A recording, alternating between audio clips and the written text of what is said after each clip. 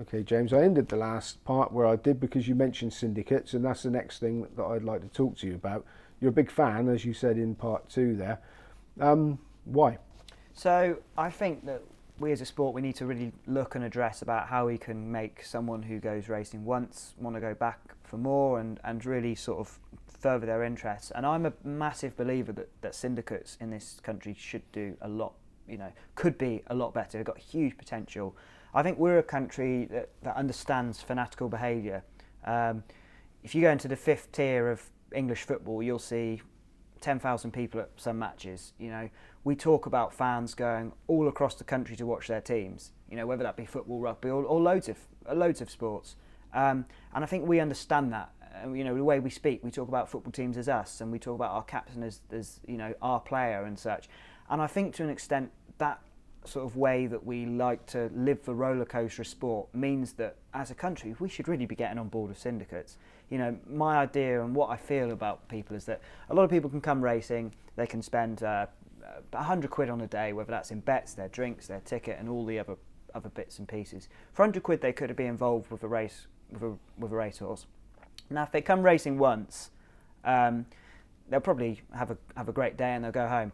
If they are £100 into a horse, I think that really piques your curiosity a little bit more. So you sat in your office, you get an email about the horse it's going to run at a meeting at Doncaster. Okay, now it's in a handicap, and it's not in a novice hurdle, it's in a handicap.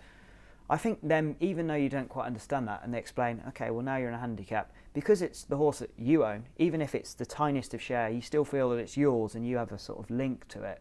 You're suddenly wondering why is that handicap, and you're just sort of understanding a little bit more about the game because the fact it's yours makes you a little bit more curious. And I think that the way that people will develop an interest in a sport is by understanding a bit more about it and really learning about it and understanding the sort of complexities of it and how, okay, it's not for everyone. A lot of people don't like that sort of complexity, but sports like American football in this country are through the roof, and that's a ridiculously complex game. I think people enjoy it, but they just need that experience to come in, and that experience of owning a horse, having a winner, that for many people locks them in for life. And the more people that we can give to that, and if it's in a cheap fee, then so be it. I think that the future of syndicates could be absolutely massive, and I think we should do everything we can to embrace it. Okay, now you mentioned there more people and cheap fee. There's been a lot of criticism levelled at some of these racing clubs where you pay £50, but you're in one of thousands and thousands. I mean, what do you think about that model? Yeah, well, obviously there's been a few problems with syndicates in recent times and the way they've been managed and regulated and the like. So that's something I'd sort of obviously needs to be addressed. There's no other way to look at it than that. But in terms of that model, I mean, yeah, I suppose it's a little bit like a football team again. Back to that example. I mean, we've mentioned Newport County as a smaller team. People sort of respect me a little bit more because I support them. I was on a train to Scunthorpe the other week, and there was a fella who supported, I think it was Boreham Wood, and he tapped me on the shoulder and said, I admire you because you support another crap team, okay. That's the sort of thing they say, and I sort of let it go, but there you go. But whereas people who support Man United, they're one of many, but at the same way, we still talk about football at Man United, just like if you owned 100% of a horse, for Newport County, I'd say, how's your horse? But then I've got mates who are in the owners club and they talk about their horses as if it is their same. So I don't think that sort of idea really works. I think that's racing just a little bit turning their nose up at that approach. Yeah, then there you lead in nicely on to my next question. Is racing as a sport welcoming to new people? Possibly. I think it could improve a lot. I think that, you've got to remember racecourses are weird places in terms of sporting venues, because most sporting venues you have your seat and that's where you are, whereas on the race courses you have sections you're allowed in and you're not. And I think for a lot of people that you're not allowed here, you're allowed here but not here, that's always going to be a little bit of a turn off. But we need that sort of modelling because that's how racecourses can fund and how different people can access the areas they need to get. So yes, in a way, I think people could be turned off by that and sort of the dress codes are quite strict at some meetings. But on the whole, I think in the years since I've sort of was first interested, I think it has become more welcoming.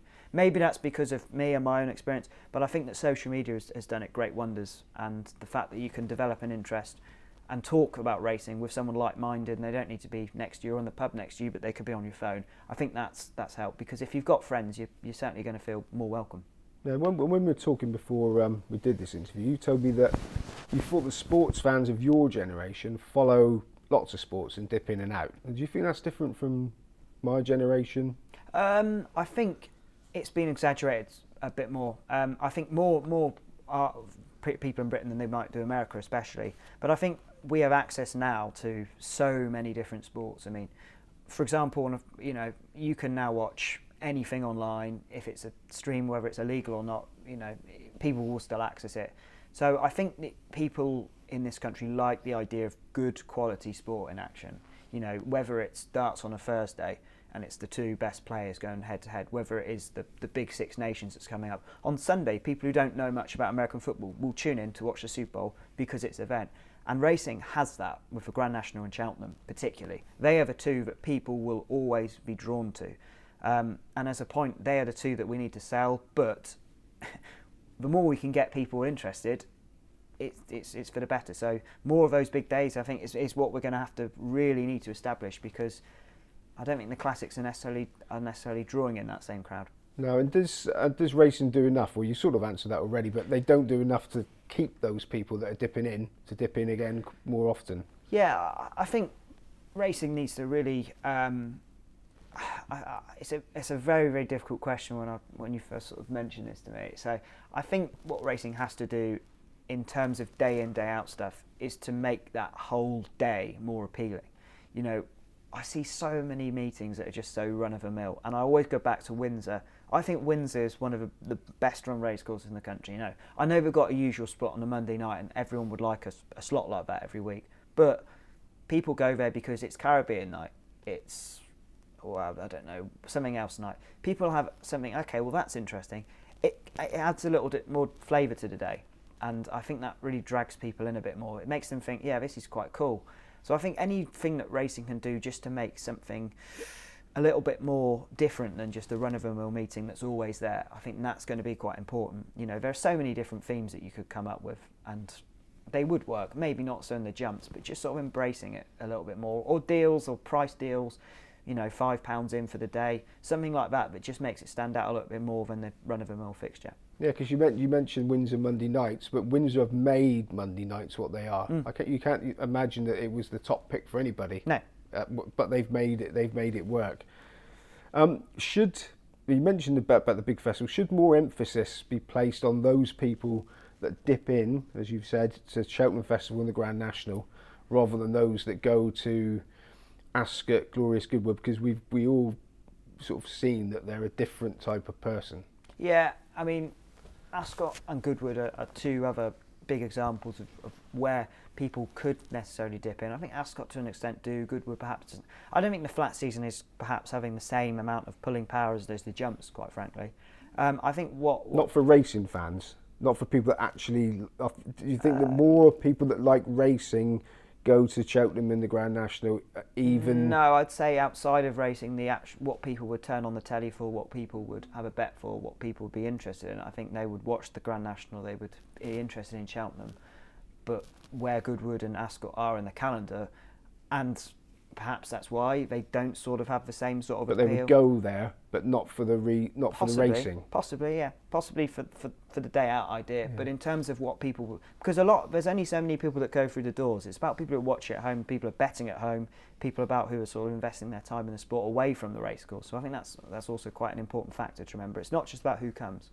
And is it fair to expect that a group of young people that have all gone for a day at the Cheltenham Festival and absolutely loved it can be involved to the extent that they'd soon be regulars at Exeter or Warwick or wherever? I mean, it's difficult because it depends on their experience of the day. So you can only make that experience so good. I think it all comes back to the idea of what I think is the way forward, is just sort of cramming the way of getting these syndicates in, because I think if these people are going to Cheltenham for a good day, they might have a good day, they might have a bad day. That will depend. Whereas if I had a journey of a horse and an individual journey, that's more likely to make them want to go back, because their horses run 3 times in a year at least. They're going to go to 3 fixtures if they can. In terms of what we can do on the race day, I think it's just really about I think a lot of people who I speak to about racing, the biggest turn-off is the price, the amount they're paying for everything. So if you can make an ordinary fixture a bit more affordable, it's cheap. You know, it's a tenner to come in today. That'll draw people in just because they think they're getting a good deal. So I think there's a lot of different models that we can look at. But there are people who are a lot better than me, I'm afraid. Okay, now I want to go into the syndicate thing again. Okay, me and you are talking now. After this, we think, bloody great idea. Let's start a syndicate. How easy would it be? Well, it's not easy, and I don't think And that's the problem. That is the problem. That is the problem, and I also think that it's also very, very expensive when you don't know necessarily what you're going to get. So you're saying, I want to do this, but I need this money, and you don't know if you're going to get this money because you don't know how many people you're going to get. You know, it's a very, very difficult process, and perhaps it's far too difficult. And you know, yes, it's complicated, but in my mind, if we can really drive it forward and find a way of doing that, and I'm sure there will be somewhere that's going to help the game. That's just what I think, but how it happens and what we can do as a sport to make it better, it's a little bit beyond my pay grade, I'm afraid. Okay, but hopefully this isn't... Is racing in danger of being collateral damage to the anti-gambling lobby? Definitely, yeah. I mean, it's something we don't know what will happen next with. It's an uncertainty. It's a big cloud, and we don't quite know what the extent of it will be. And furthermore, we don't know what the sort of the outcomes of it will be, and what will change. I'm in the decision that I feel that racing really has to sort of distance itself more from the sort of gaming side of betting. You know, I think that racing as a sport is... I mean, I think a lot of people, I always sort of bring it back to sort of alcohol. On the whole, people sort of look at alcohol as it's okay, and you know, it's what people do. And you don't talk about people who are binge drinkers and people who are sort of wine connoisseurs and people who take their wine very seriously in the same bracket. And I think, in the same extent, we need to sort of push that sort of idea of actually racing as a sport. You're not just, you know, you tend not to just punt on anything. You're studying it, you're looking at draw bias, as you said, you know, we're looking at all these different factors. You're really studying a sport and then putting your money in. It's not just going to a fob tee and spending lots of money and just in the hope that the ticker is in your favour. They're two very separate entities, and I think that when that decision sort of comes out, and when that racing has to be very clear in the fact that this is a sport that for the majority of people is enjoyed and gambling is enjoyed.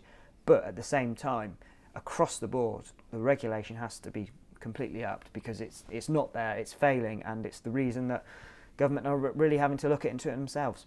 Okay, so getting to the end here, how healthy is racing as a sport now? I think racing is in a healthy position. I think it has a lot of potential, but it's very much untapped. I think that as a sport, it's got the facilities in pretty much every big city, a big facility, which attract hundreds of people, that they know it's there, they know what it's about.